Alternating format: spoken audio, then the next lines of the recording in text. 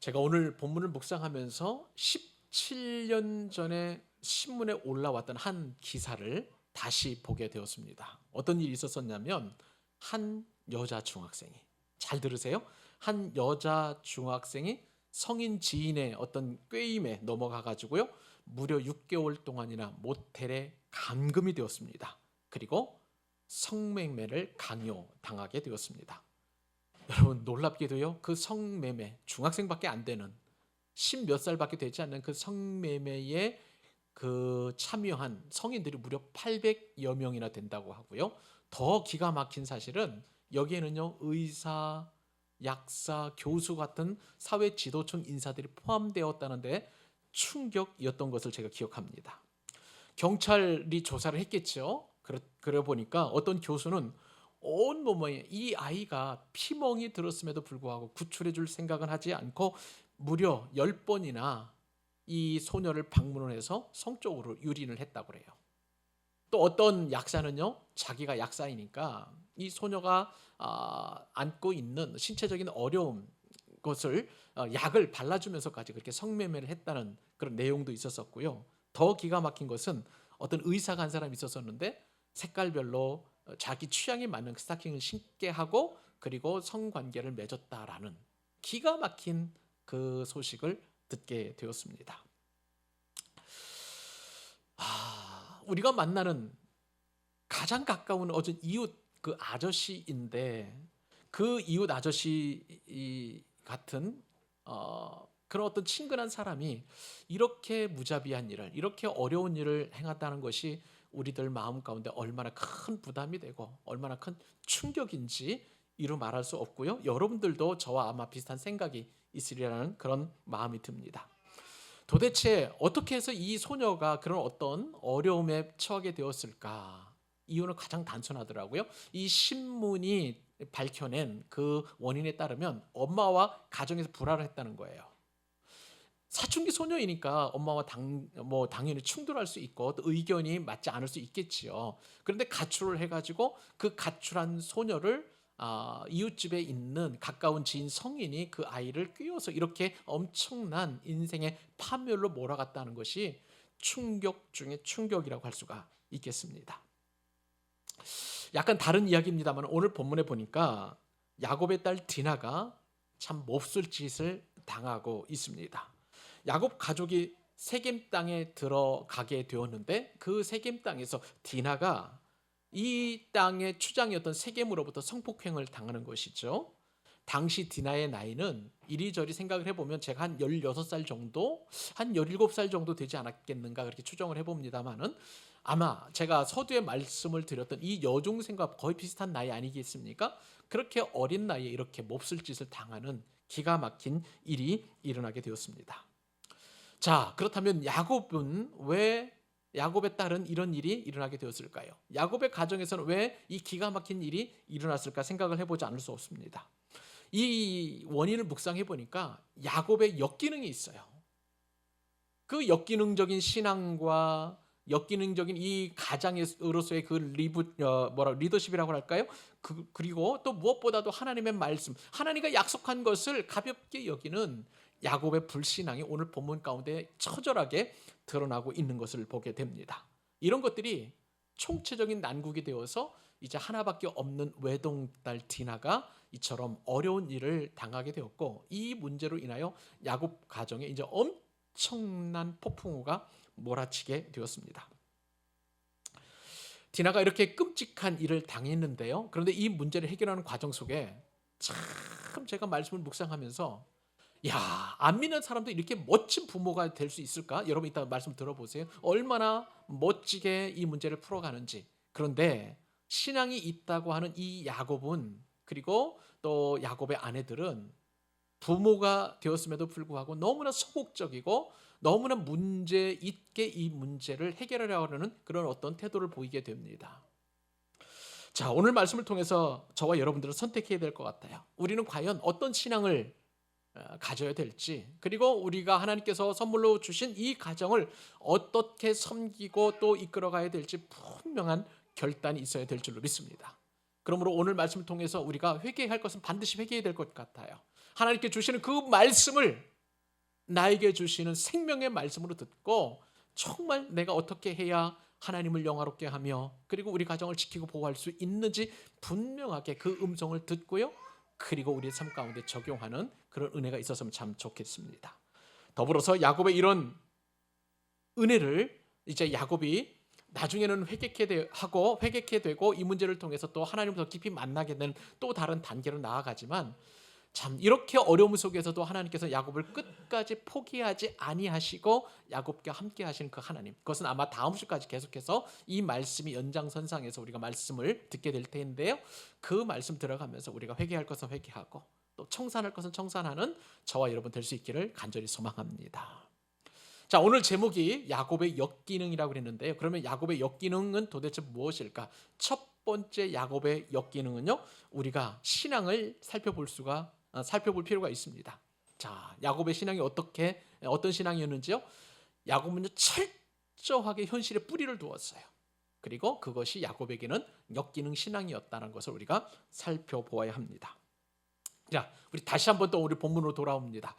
여러분, 지금 야곱과 그 가족이 머문 땅이 어디라고 그랬죠? 가나안 땅 입구인 세겜이라는 그 땅에 지금 야곱이 정착해 있습니다. 야곱은 우리가 지난 시간 살펴보았던 것처럼 은 100크시타, 크시타가 이제 은 하나의 이제 단위일지는 모르겠습니다만은 하여간 은 100개를 주고 그 땅을 이제 그 땅의 추장인 세겜으로부터 사게 된 것이었습니다. 그리고 그곳의 이름을 엘헬로헤 이스라엘, 하나님 이스라엘의 하나님이라는 이름으로 그곳에 제단을 쌓고 하나님 앞에 이제 예배를 드리고 그리고 지명을 그렇게 바꾸게 되었습니다. 자, 그냥 표면적으로 보면 언뜻 보면 정말 신앙이 좋은, 그리고 앞으로 야곱에게 형통한 삶이 이루어지게 될 것만 같은 그런 상황입니다. 그런데 여러분, 야곱은요 이때에 깊이 잠들어 있었고 하나님께서는 그런 잠든 야곱을 깨우기 원한 그런 사건이 일어나게 되었습니다. 이 집에 이제 광풍이 불게 되는데요.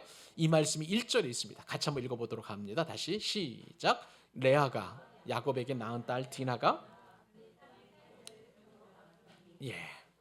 여러분 한번 생각을 해보십시오. 우리가 계속 말씀을 들어서 여러분들은 상식적으로 잘 아실 거예요. 야곱에게는 지금 아내가 몇 명이라고 그랬죠? 4명입니다. 4명. 그리고 이 4명의 아내로부터 12남매를 낳게 되었습니다. 그리고 야곱이 가장 사랑하는 아내가 누구예요? 라헬이죠. 라헬은 이제 다음 장에 넘어가면 이제 베냐민을 낳다 그 산고 때문에 죽게 됩니다. 그러니까 베냐민을 빼고 이 디나를 포함해서 12남매가 지금 이 세겜 땅에서 같이 정착해서 살고 있는 것이라고 우리가 살펴볼 수 있는 것이죠. 자, 그런데 이 가운데 유일한 딸이 누구였었냐면 바로 디나였습니다. 디나는 하란에서 이제 그 뭐라 그럴까요? 6년 동안 이제 야곱이 7년 동안 일하고 또 6년 더 일하지 않겠습니까? 그러니까 이제 레아를 처음 7년 일하고 레아를 얻었고요. 또 7년 일하고 라헬을 얻었었는데 대략 그때쯤에 이제 야곱이 디나를 출산한 것으로 이렇게 성경학자들은 추정을 하고 있습니다. 그러니까 하란에서 나머지 6년을 산 거예요. 20년이었으니까. 그러다가 이제 숫곳과 세겜에서 대략 한 10년 정도 산게 된 것이죠. 그러니까 이 디나의 그 나이를 추정해 보면 아까 그 여중생처럼 대략 한 16살 정도, 17살 정도 되지 않았겠는가, 그렇게 생각을 해보게 됩니다. 자, 그런데요, 이 디나의 미모가 예사롭지 않았던 거예요. 자, 몹쓸 짓을 한 이 세겜 땅의 추장인 이 세겜이 볼 때에 그 소녀를, 디나를 너무나 연연한 거예요. 마음 깊이 사랑했다고 그랬어요. 그러니까 그럴 정도면 이 디나의 외모가 얼마나 출중했는지 세겜의 마음을 사로잡았으니까 우리가 그렇게 추정해 볼 수 있습니다. 자, 여러분, 자, 레아의 외모는 어땠을까요? 디나의 어머니죠. 레아의 외모는 어땠을까요? 여러분들이 성경에서 보면 그냥 레아는 시력이 나쁘다라고만 그렇게 표현되어 있는데 라헬은 정말 예뻤던 거죠. 야곱이 첫눈에 보고 반했으니까. 비록 시력은 나빴겠지만 그러나 레아의 외모 역시도 만만치 않았을 것이라고 추정할 수 있습니다. 왜냐하면 생각을 해보세요.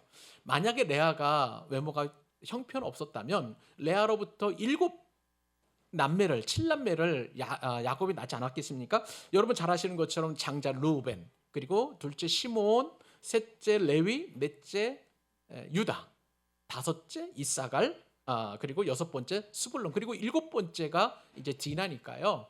그러니까 레아에게 마지막 딸 이 디나가 나게 되었고, 디나 역시도 굉장히 외모가 출중했던 것을 우리가 생각해 볼 수 있는 것이죠. 자, 이렇게 미인이었는데 문제는 뭐냐면 이 디나가 어렸을 때부터 마음에 상처를 갖게 된 거예요. 왜냐하면 아버지 야곱이 사랑한 아내가 누구예요? 자기의 엄마가 아니라 그 자기의 작은 엄마이자 이모인 라헬을 깊이 사랑하니까, 자, 딸의 입장에서 보면 자기 엄마가 이렇게 아버지로부터 사랑을 받지 못한다는 것을 누구보다도 잘 알고 있었겠는가 아니겠는가 우리가 생각해 볼 수 있는 것이죠. 자, 그런데 또 어린 디나도 좀 생각을 했었을 거예요. 왜 이렇게 엄마가 사랑받지 못하고 아빠는 작은 엄마, 즉 이모 라헬만 사랑했을까? 이모의 외모가 탁월했기 때문에, 뛰어났기 때문에 그런 거예요. 그러니까 늘 라헬처럼 세련됨, 그리고 여성스러움, 그리고 아름다움을 추구하는 그런 어떤 마음이 디나의 마음 가운데 가득했던 것을 우리가 어렵지 않게 짐작을 할 수 있는 것이죠. 자, 그러면서 지금으로 말하면은 저 강남이라든지 아니면 홍대 같은 데 보면 정말 예쁘게 꾸미고 다니는 그런 여성들이 있잖아요. 그러니까 또 화장품도 좋은 거 쓰고, 지금으로 말하면 또 성형수술도 하고 하는 그런 쪽에 굉장히 발달된 디나였지 않겠는가라는 그런 생각이 듭니다. 자, 무엇보다도 디나는요, 어떤 상황이었냐면 여자 형제가 아무도 없는 거예요. 다들 손모습 같은 오빠들만 있는 거죠. 그리고 목축만 하니까 얼마나 거친 그런 어떤 오빠들이었겠어요. 그러니까 자기는 외모에 관심도 있고 아름다움에 관심도 있는데 자기와 관련되어서 누가 이렇게 도와줄 만한 사람이 없었고, 그러니까 자꾸 저 세겜성에 사는 자기 또래의 소녀들은 어떻게 살까, 거기에 대한 호기심과 그리고 굉장히 탐구심이 있었던 것이죠. 그러니까 그 땅의 딸들을 보러 나가기 위해서, 야, 나는 이렇게 오빠들 가지고 살고 있지만 나와 비슷한 또래의 그 아이들은 어떻게 사는지 궁금하니까 지금 세겜성으로 그렇게 자꾸 나가게 되는 것이었습니다. 세상 문화에 대한 관심도 갖게 되었고요. 그리고 자신을 더 어떻게 하면 더 예쁘게 보일까라는 그런 어떤 마음으로 나갔던 것이라고 할 수가 있겠습니다. 자, 이런 상황 속에서 우리는 한 가지 생각해 볼 수 있는데, 왜 이렇게 디나가 세상 쪽에 관심을 갖게 되었을까? 그것은 다른 게 아니라 야곱이 세겜 땅에서 무려 10년 동안 머물게 되었던 것이 바로 문제의 원인이었다는 것을 우리가 놓치지 말아야 합니다. 여러분, 야곱은요, 약속의 땅 베델로 직행하지 않고 이 세겜 땅에 남게 되었습니다. 저는 성경을 묵상해 보면서 왜 야곱이 약속의 땅, 그리고 하나님과 약속한 그 서원했던 베델로 가지 않고 왜 세겜에 남았을까 깊이 묵상해 보면서, 야곱의 눈에 딱 이 세겜이 들어올 수밖에 없었다는 것을 알게 되었습니다. 자, 우선 이 세겜은 어떤 곳이냐면 예루살렘에서 북쪽으로 한 65km 떨어진 곳이고, 그리고 이제 가나안 땅에 이제 들어오는 그런 곳이었던 것이죠. 자, 이곳은 굉장히 살기 좋은 그런 곳이어서 북이스라엘이 세워지고 나서, 여로보암이죠. 그리고 나서 세겜이 가장 먼저 수도로 세운 곳이 바로 이 세겜이었어요. 그만큼 살기 좋은 곳이었고요. 대대로 이 세겜은 또 어떤 또 역사적인 의미가 있냐면, 자, 요셉이라는 사람이 그 세겜에 묻혔어요. 그러니까 신앙적으로도 보면 야곱이 이곳은 참 정착하기 좋은 곳이다라고 생각했을 가능성이 상당히 높죠. 무엇보다도 지난 시간에 우리 살펴봤던 것처럼 아브라함이 가나안 땅에 딱 들어와 가지고 제일 먼저 이 세겜 땅에서 하나님 앞에 제단을 삼고, 그리고 하나님 앞에 예배를 드린 곳이 이 세겜이었다고 할 수가 있겠습니다. 자, 그리고 이곳은 또한 동서남북으로 연결된 아주 교통의 요지예요. 지금도 이제 예루살렘에서 출발해서 팔레스타인의 이 그 서한 땅, 지금은 이제 그 웨스트뱅크라고 하는 곳인데요. 그곳을 지나서 이 갈릴리로 올라갈 때 보면 항상 반드시 이 세겜을 통과해야만 할 정도로 동서남북으로 길이 발달한 그런 교통의 요지였던 것입니다. 그리고 또 이 세겜에서 한 남동쪽으로 한 400m 정도 떨어진 곳에는 무엇이 있었냐면요, 야곱의 우물이라는 곳이 있었습니다. 여러분, 요한복음 4장에서 수가성 여인이 예수님을 만났던 곳이 바로 이 야곱의 우물이에요. 세겜 근처에 있는. 자, 그러면 영적으로나 봐도, 그리고 사람이 살기에도 굉장히 좋은 지대이고, 무엇보다도 이 세겜의 지형을 보게 되면, 자, 한쪽에는 그리심산이 있고요, 한쪽에는 에발산이 있어요.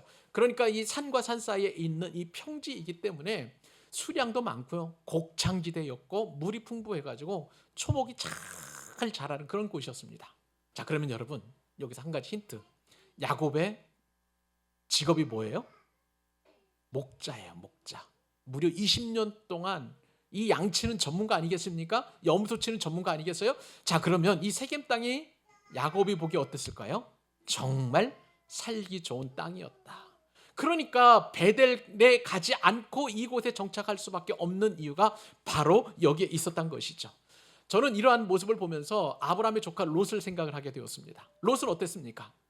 아브라함과 함께 서로 간에 양들이 많으니까 이 롯의 목자하고 그 다음에 아브라함의 목자들 서로 다툰 것 아니겠어요?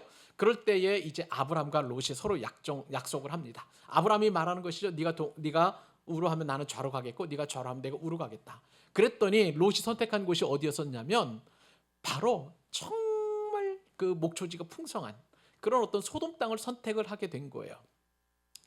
여러분, 이 야곱은 누구예요? 아브라함의 손자 아니겠습니까? 바로 그러한 내용을 다 알고 있었음에도 불구하고 똑같이 야곱은 롯과 같이 이렇게 목초지가 풍성한, 그리고 살기 좋은 이 세겜 땅에 정착을 하게 되어서 결국은 야곱이 눈앞에 보이는 그 어떤 이익과 그리고 또 현실을 놓고 그곳에 머뭇하다 보니까 이 부모 문제가 바로 자녀의 문제로까지 이어지는 디나의 폭행 사건이 일어나게 된 것을 우리가 볼 수 있는 거예요. 제가 오늘 말씀을 준비하다가요, 아주 재미있는 글을 하나 읽게 되었는데, 사냥꾼이 저 사냥감을 찾다가 저 나뭇가지 위에 있는 새를 발견하게 되었습니다. 그래서 총을 딱 이렇게 겨누게 되었는데 새의 모습이 이상한 거예요. 자꾸 어디를 쳐다보고 있는 거예요. 그런데 그 새의 시선을 따라가 보니까 그 앞에는 뭐가 있었었냐면 그 사마귀가 한 마리 있었습니다. 새는 지금 사마귀를 잡아먹으려고 하는 거예요. 그래서 이상하다 싶어가지고 사마귀를 또 보니까 그 앞에 뭐가 있었었냐면 사마귀는 매미를 잡아먹으려고 지금 노리고 있는 거예요.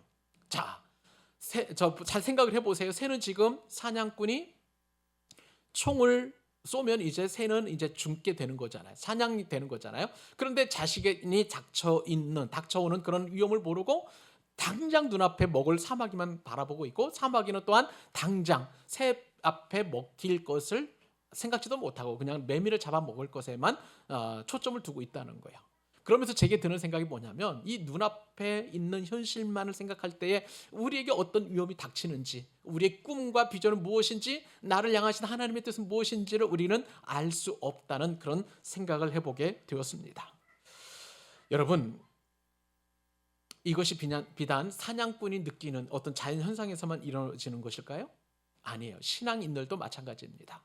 이스라엘 백성들이 출애굽한 이후에 이제 홍해 앞에 다다르게 되었는데, 자, 이스라엘 백성들이 눈에 보이는 것은 앞에는 넘실넘실대는 홍해의 큰 바다이고요, 뒤에는 격렬하게 전차를 타고 지금 몰려오는 애굽 백성들, 군사들 때문에 지금 진퇴양난에 빠지게 되었습니다. 지금 이스라엘 백성들이 눈앞에서 죽을 수밖에 없는 그런 상황 가운데 있었고, 그러니까 이 상황에서 하나님을 원망하고 모세를 원망하게 되었습니다. 그때 모세가 뭘 말씀하고 있을까요? 너희는 눈앞에 있는 것을 보지 말고 그리고 위에 계신 하나님을 보라고 그렇게 말씀합니다. 여러분, 출애굽기 14장 13절로 14절 이 말씀에 보면 어떻게 표현되어 있을까요? 모세가 백성들에게 이르되 너희는 두려워하지 말고 가만히 서서 여호와께서 오늘 너희를 위하여 행하시는 구원을 보라. 너희가 오늘 본 애굽 사람을 영원히 다시 보지 아니하리라. 여호와께서 너희를 위하여 싸우시리니 너희는 가만히 있을지니라. 아멘. 사랑하는 여러분, 우리는 닥쳐온 그 현실 문제 앞에서 항상 앞만 보게 되어 있어요. 코앞만 보게 되어 있습니다. 이러한 인간을 하나님께서는 뭐라고 말씀하셨을까요? 제가 보니까 인간이라는 이 단어를 헬라어로 안스로포스라는 그런 단어를 쓰게 됩니다. 이것을 뜻의 원래 뜻은 뭐냐면 위를 바라보는 존재라는 뜻이에요. 여러분, 인간이 어떤 뜻이라고요? 위를 바라보는 존재. 눈앞에 있는 것, 현실만 바라보는 것이 아니라 위를 바라보는 존재라고 하나님께서는 그렇게 말씀하셨어요. 그렇기 때문에 여러분 잘 생각을 해보세요. 짐승 중에서, 동물 중에서 인간처럼 꼿꼿하게 걸어 다니는 그런 동물이 있을까요?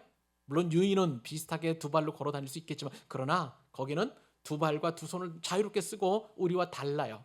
대부분의 동물들은 다 척추가 수평으로 되어 있어요. 그러나 유일하게 사람만 이렇게 수직으로 되어 있는 것은 왜 그럴까요? 하나님을 바라보라는 거예요. 위를 바라보는 존재로 하나님께서 우리를 만들어 주셨기 때문에 그런 것입니다. 자, 그러면 지금 영적으로 볼 때에 야곱의 척추는 어떻게 되어 있을까요? 위로 이렇게 바라보지 않고 휘어서 지금 땅을 바라보는 그런 상태에 있는 것을 우리가 어렵지 않게 볼 수 있습니다. 왜 이렇게 누워 있을까요? 그것은 눈앞에 보이는 현실 때문에 그러는 거예요. 사랑하는 여러분, 우리 이 시간 하나님께서 주신 음성을 들어야 될 줄로 믿습니다.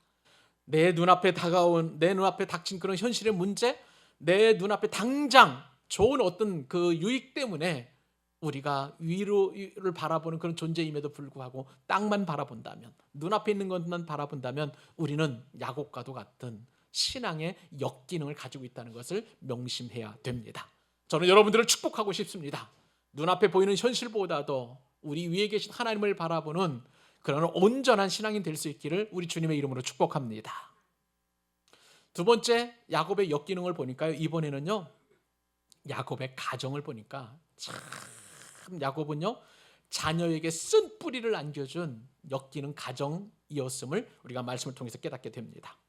자, 참 성경에서 이런 표현이 있을까 싶을 정도로 희한한 일이 일어나게 되었는데요. 외동딸, 하나밖에 없는 예쁜 딸, 그 야곱의 외동딸인 디나가 성폭행을 당했습니다. 자, 그런데 이 과정에서 야곱의 가정이 얼마나 역기능적인지 성경에 그렇게 드러나고 있는데 한번 여러분 말씀 한번 읽어보십시다.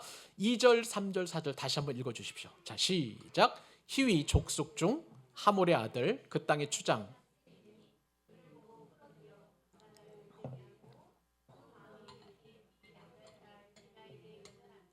그 소녀를 사랑하여 그의 마음을 말로 위로하고 그의 아버지 사물에게 청하여 이르되 이 소녀를 내 아내로 얻게 하여 주소서 하였더라. 아멘. 여러분, 지금 이렇게 어려움을 당한 야곱의 가정을 한번 상상을 한번 해보십시다. 아니, 그 전에 평범했던 이 야곱 가정의 모습은 어땠을까 한번 생각을 한번 해보십시다. 야곱이 지금 가족들과 함께 식사를 한다고 한번 생각을 해보면 여러분, 이 야곱의 식탁은 그다지 이렇게 정겨운 식사 자리가 아니었던 것을 우리가 생각해 보게 돼요.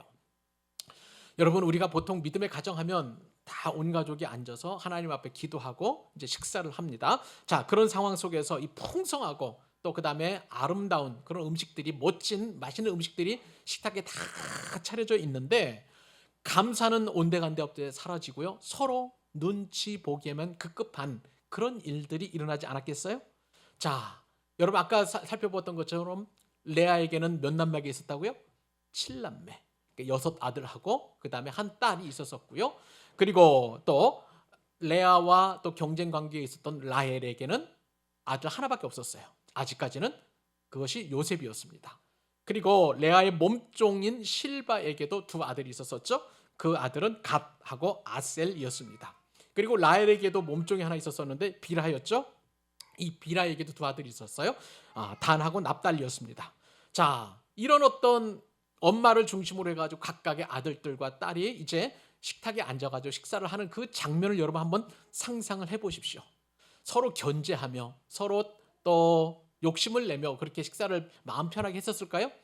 자, 그러면 문제는 뭐냐면요, 도대체 이 남편 야곱이, 아버지 야곱이 어디에 앉아 있느냐에 따라서 그날 그 식탁은요, 이제 그 앉은 그 자리에 그 있는 아내와 그리고 자녀들이 굉장히 그 뭐라 그럴까요, 가슴이 조금 이렇게 좀 가슴을 펴고 그리고 좀 든든한 그런 모습을 보였을 것이라고 생각을 해볼 수 있습니다. 그러니까 늘 식사 자리마다 불편하고 어려운 그런 상황이 가족들 가운데 전개가 된 거예요. 자녀들은 계속해서 그 모습 그대로 1년 365일 그렇게 식사를 해야만 하는 그런 상황 가운데 놓이게 된 것이죠. 자, 그런 가정 생활에서 남편이자 가장이자 또 아버지인 야곱의 입장에서 한번 생각을 해보십시다. 야곱의 입장도 말이 아닐 거예요.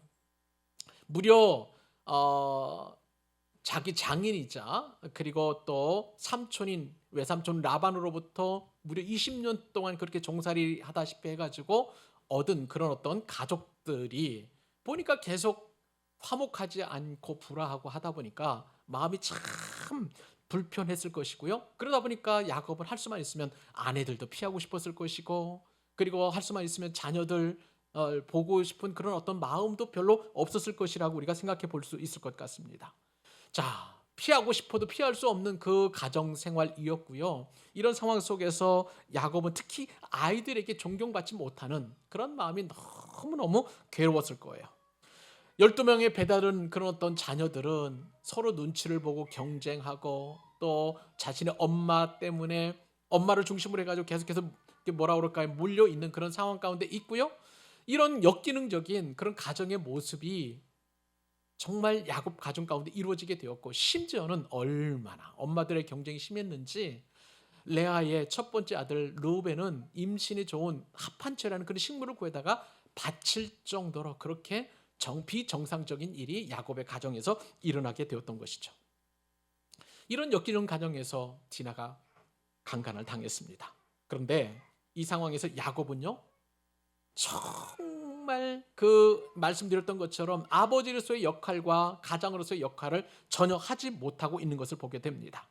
변호조차 못하고요, 디나를 다독거리지도 못하고 이 문제를 해결할 수 있는 능력이 하나도 보이지 않아요. 오늘 본문에 보니까, 자, 오늘 본문에 보면 그냥 아버지 야곱은 그냥 수동적으로 있고요, 그냥 뒷짐만 지고 있고 시간이 흘러가기만 기다리고 있는 야곱의 모습이 오늘 본문에 등장합니다.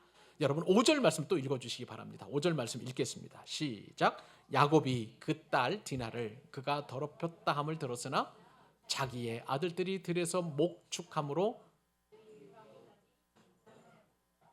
여러분 하나밖에 없는 자신이 그렇게 예쁘게 여기는 디나가 이렇게 강간을 당했음에도 불구하고 야곱은 할 수 있는 게 아무것도 없었어요. 그냥 자기 아들들이 들에서 돌아오기까지를 묵묵히 기다리고 있었던, 잠잠히 있었던 이 야곱의 기가 막힌 모습을 보게 됩니다. 나중에요, 이 야곱이 잠잠하니까 이제 레아의 아들들이 들고 일어나서 세겜에 있는 모든 사람들을 죽이고 다 살인자가 되는, 그리고 그들이 저주를 받을 수밖에 없는 기가 막힌 일이 일어나게 되었던 것이죠. 그들은요, 집안에 있었던 엮이는 가정 속에서 그들이 가지고 있었던 이 분노를 일시에 뿜어내서 기가 막힌 그런 어떤 일을 또 다시 벌이게 되었고요. 이렇게 부모 문제가 확산이 되어서 자녀 문제로 이어지는 그런 엮이는 가정이 되었던 거예요. 어디 그뿐입니까? 이 엮이는이 어떻게 되냐면요, 나중에는 레아의 큰아들 장자들 르우벤이 야곱의 아내였던 이복 어머니 비라를 강간하는 사건이 일어나게 되었고요. 또 유다는 며느리 다말과 함께 이제 자식을 낳아야 되는 기가 막힌 콩가루 지방과도 같은 그런 일이 벌어지게 되었습니다. 어디 그뿐인가요? 여기서 멈추지 않고 아버지에서 지극히 사랑받는 아들이 요셉이었습니다. 근데 그 요셉을 형들이 구덩이에 집어넣고 있다가 나중에 미디안 상인들에게 팔아버리는 기가 막힌 일이 일어나게 되었어요.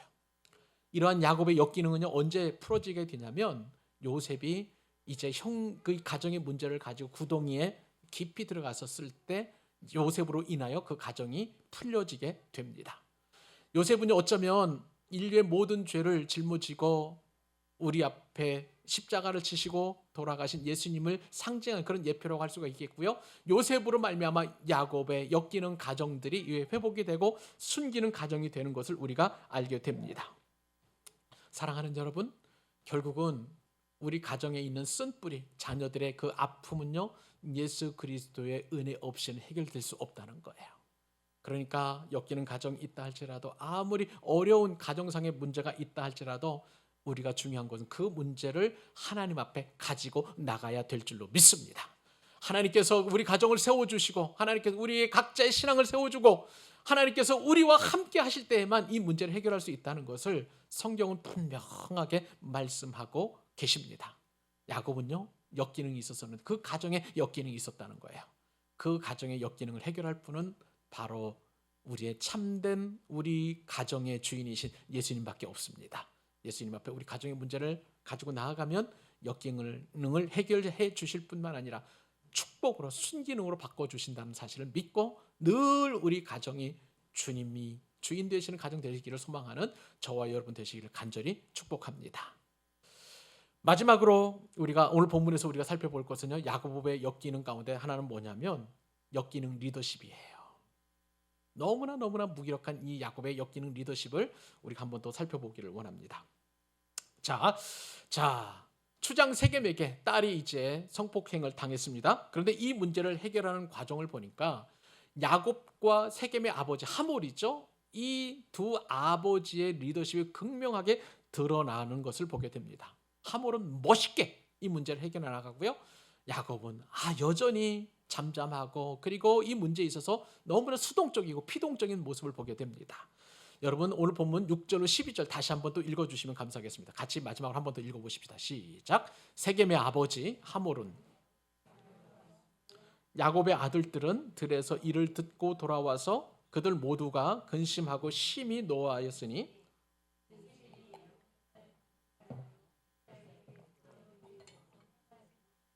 행하였음이더라. 하몰이 그들에게 이르되 내 아들 세겜이 마음으로 너희 딸을 연연하여 하니 원하건대 그를 세겜에게 주어 아내로 삼게 하라. 너희가 우리와 통혼하여 너희 딸을 우리에게 주며 우리 딸을 너희가 데려가고 너희가 우리와 함께 거주하되 땅이 너희 앞에 있으니 여기 머물러 매매하여 여기서 기업을 얻으라 하고 세겜도 디나의 아버지와 그의 남자 형제들에게 이르되 나로 너희에게 은혜를 입게 하라. 너희가 내게 말하는 것은 내가 다 주리니 이 소녀만 내게 주어 아내가 되게 하라. 아무리 큰 혼수와 예물을 청할지라도 너희가 내게 말한 대로 주리라. 아멘. 하나밖에 없는 딸이 이렇게 기가 막힌 일을 당하니 야곱에게는 정말 큰 상처가 되었고 마음에 무거운 짐이 되었을 것입니다. 라반의 집에서 나왔을 때 하나님의 말씀대로 그냥 곧장 그대로 베델로 직행했더라면 이런 일이 일어났을까요? 저는 그렇지 않으리라고 한번 생각을 해봅니다. 여하튼 모든 문제가 자신에게 있음을 야곱은 통감을 하게 되었을 거예요. 이 사건을 통해서. 그리고 고통의 나날을 이제 계속해서 보내게 될 것입니다. 하지만 지금 야곱은요 이 문제를 놓고 아무 일도 하지 않는데 그런데 하몰에게는 이 엄청난 일 앞에 정말 적극적으로 이 문제를 해결하는 모습을 보게 됩니다.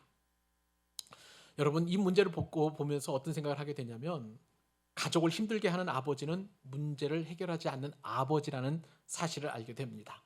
그것이 가정의 문제이든 혹은 개인의 문제이든 사업이든 영적인 문제이든 아버지가 문제를 해결해야 되는데 문제만 생기면 뒤로 돌아가고 자꾸 뒤로 빠지는 사람, 그 사람이 바로 야곱이었던 것이죠. 아내에게 모든 것을 맡깁니다. 그리고 자신은 뒤로 나가고요. 생색낼 때만 앞장서는 것이 바로 야곱의 인간적인 모습이라는 것을 우리가 생각을 해보게 됩니다.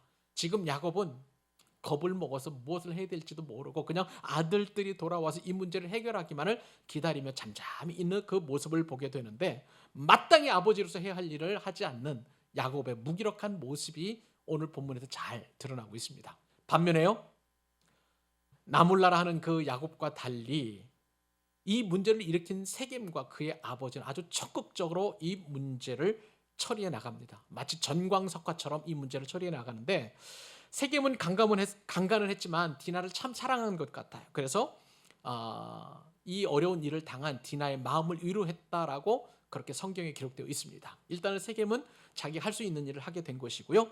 그런 면에서 보면 세겜은 바로 똑같은 일을 저질렀음에도 불구하고 다른 행동을 보였던 암논을 떠올리게 됩니다. 여러분 다윗의 아들 암논 여러분 잘 기억할 거예요. 암논이 자기의 이복 동생 여동생을 굉장히 사랑해가지고요 이 다말을 겁탈을 하게 되었습니다. 그런데 겁탈을 하고 났더니 그렇게 예뻐 보이던 이 다말이 하나도 예뻐 보이지 않고 그냥 내쫓았어요. 근데 이 문제가 또 이 다말의 오라버니 압살롬에게 들어가게 되었고요. 압살롬은 나중에 이제 이 암논을 살해하는 일에 적극적으로 보게 되니까 가족 간에 이처럼 죽이고 죽는 일이 일어나게 된 것을 보게 되었습니다. 자, 이런 면에서 볼 때에 어, 세겜의 아버지 하몰은 자신의 자식 문제를 놓고 해결해 나가는 것이 굉장히 큰 저기 뭐라 그럴까 그 잘했던 것이라고 볼 수가 있겠고요. 세겜 역시 이처럼 암논보다도 더 잘 자신의 문제를 해결해 나가는 그런 문제를 볼 수 있을 것 같습니다. 자, 그런 다음에 이제 아버지들이 이 문제를 해결하는데 세겜은 아버지에게 이 문제를 이야기합니다. 그러니까 제가 보았던 것은 뭐냐면 평상시에도 아버지와 어려운 일과 좋은 일을 서로 이야기하고 나눌 정도로 하몰과 세겜 사이에는 아주 부자지간에 잘 소통하고 있었다. 그러니까 가정 교육이 잘 되어 있었다라는 것을 우리가 어렵지 않게 짐작을 합니다. 그러니까 이제 이 문제를 해결하기 위해서 세겜이 요청하게 되었고요. 세겜의 요청으로 하몰이 지금 야곱을 찾아왔습니다. 원래는 야곱이 이 문제를 해결하려 이제 하몰에게 가야 되는데 그 반대로 지금 불신자가 신자로 이 문제를 해결하러 온 모습을 보게 된 것입니다. 하몰은 야곱에게 아주 주도적으로 사정 이야기를 하고 해결책을 제시해 놓습니다. 원래 이 하몰이 보니까 야곱이 참 돈을 좋아하는 것 같아요. 그러니까 이 돈을 가지고 이제 야곱에게 제안을 하는 것이죠. 그 이야기를 한 것을 우리식으로 얘기해 보니까 이런 식으로 이렇게 하몰이 야곱에게 이야기하는 것 같습니다. 야곱, 장차 미래의 사돈 되실 분 잘 생각을 한번 해보십시다. 디나와 세겜을 우리 결혼시켰으면 참 좋겠습니다. 그러면 내가 이 세겜 땅에 이제 그 추장의 아버지니까 이 세겜성의 시민권을 드리겠습니다. 이 땅도 마음대로 사시기 바랍니다. 그리고 원하는 땅은 다 가지실 수 있기를 바랍니다. 내가 추장인데 당신이 좋아하는 부동산, 돈 이런 거 다 드릴 테니까 자, 이것을 받으시고 지금 내 아들 세겜하고 그리고 당신의 딸 디나를 우리 결혼시키십시다. 지금 그렇게 제안을 한 거예요.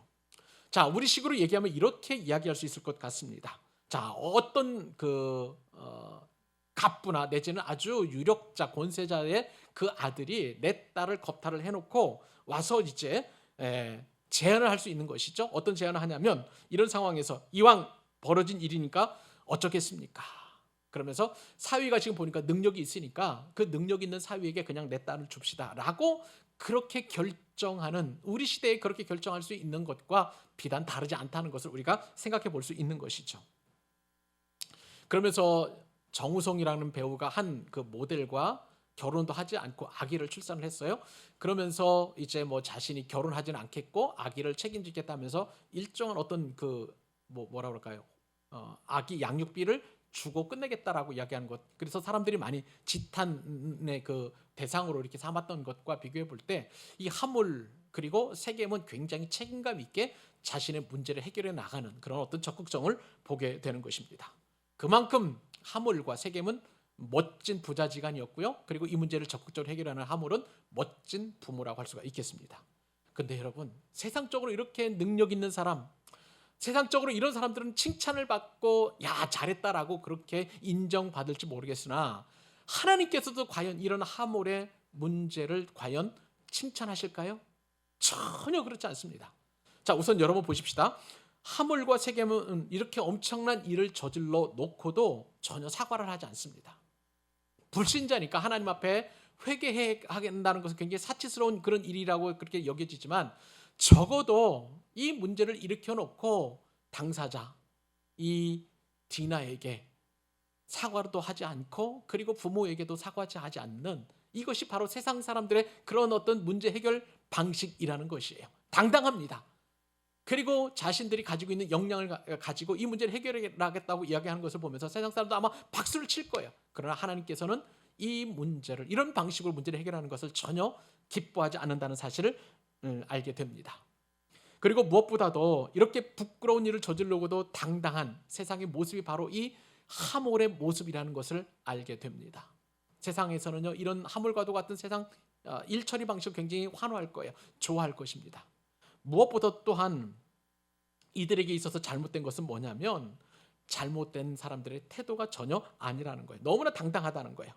그리고 또 이 문제에 대해서 자신들이 가지고 있는 방식으로 해결하려고 하는 가장 큰 문제점 가운데 하나는 뭐냐면 돈으로 이 문제를 해결하려고 했다는 것입니다. 혼인을 치르면 서로 간에 큰 이익이 생길 것이라고 지금 하몰이 야곱에게 제안을 한 것이죠. 돈으로 문제를 해결하라는 것, 그리고 물질로 이 엄청난 사태를 해결하라는 것, 그것이 바로 하몰이 이 문제 해결 과정에서 드러낸 아주 나쁜 일처리 방식이라는 것을 우리가 알 수 있을 것입니다. 여러분, 하나님은 이런 방식을 너무 싫어하신다는 것을 우리가 알아야 될 필요 있습니다. 겉으로 볼 때에는요, 야곱의 가정보다도 더 훨씬 화목한 것 같아요. 훨씬 더 가정교육이 잘 된 것 같아요.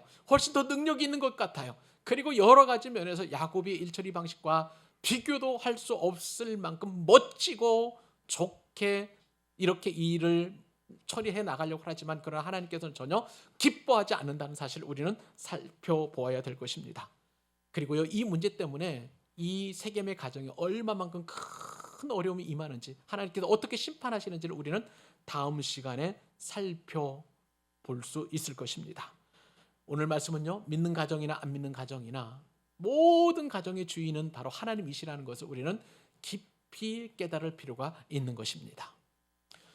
오늘 말씀을 맺으려고 합니다. 야곱의 역기능이 드러난 오늘 본문은 성도가 읽기 참 부담스러운 그런 내용이라고 할 수가 있겠습니다. 굳이 하나님께서 창세기 34장을 기록하실 필요가 있었을까 싶을 정도로 부끄럽고 안타까운 내용이 이 본문 가운데 기록되어 있어요.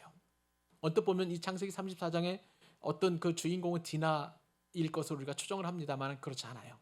34장은 여전히 야곱이 중심 인물입니다. 그가 여전히 인간적이고 세속적이고, 그리고 또 부끄러운 모습을 보이고, 역기능의 모습들이 신앙적으로나 영적으로나 또 아니면 가장적으로나 그 어떤 그 모습들이 다 드러나고 있지만, 놀라운 것은 하나님께서 그 야곱을 이렇게 어려운 삶의 중심에서도 구원해 내셔서 급기야는 이스라엘 12지파를 형성하게 하는 일에 야곱을 사용하시는 것을 보게 됩니다. 결국은 하나님의 은혜인 줄로 믿습니다. 우리의 모든 역기능을 해결하실 수 있는 분은 하나님의 은혜밖에 없는 거예요. 하나님께서 나와 그리고 우리 가정과 그리고 우리 교회와 이 나라와 이 민족과 열방의 모든 문제를, 특별히 우리 힘으로는 해결할 수 없는 그 역기능적인 문제들을 해결해낼 줄로 믿습니다. 이번 한 주간도요, 그 하나님의 은혜를 기대하며 사모하는 저희 여러분 되시기를 우리 주님의 이름으로 축복합니다. 기도하겠습니다.